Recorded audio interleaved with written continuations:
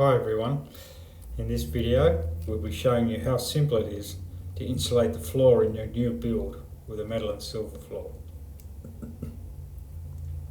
First we'll start by rolling out the SilverFloor along the top of the floor joists and tack into place.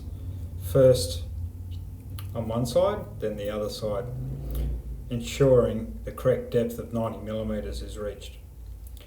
Then we continue along the rest of the joist, tacking every 150mm to 300mm or so. Then just repeat this between the rest of the floor joists in your floor.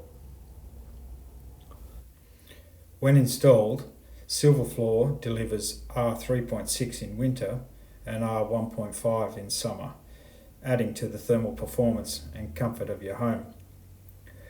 SilverFloor is also equipped with clear drain holes for peace of mind that any liquid water can drain away efficiently.